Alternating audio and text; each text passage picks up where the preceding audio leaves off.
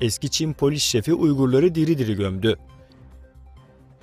Çin Komünist Partisi Merkez Komitesi Siyasi ve Hukuk Komitesi eski Genel Sekreteri Meng Xiaosun'un 2009 yılındaki Urumçi katliamından sonra tutukladığı binlerce Uygur'u diri diri gömdüğü, bu da yetmemiş gibi kendisinin ve diğer üst düzey Çinli yetkililerin ailelerine nakletmek için Uygur mahkumların organlarını çaldığı bildirildi.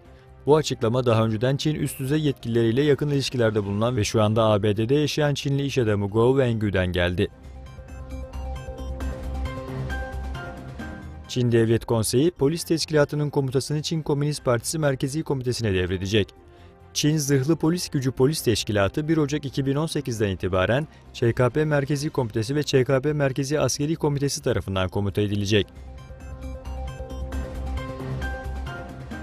Çin'de VPN kullanımına 5,5 yıl hapis cezası. İnternet kullanımı konusunda çok katı kurallar olan Çin'de VPN kullanmaktan yargılanan adama 5,5 yıl hapis cezası verildi. Tayvan Adası çevresinde askeri tatbikatlar gerçekleştirmeye devam eden Çin tarafından öyle ya da böyle Tayvan bu tatbikatlara alışsa iyi olur ifadeleri kullanıldı. Çin-Kırgızistan-Özbekistan demiryolu inşaatı projesi Özbekistan'ın başkenti Taşkent'te görüşüldü. Üçlü çalışma grubu toplantısının ardından ortak protokol imzalandı.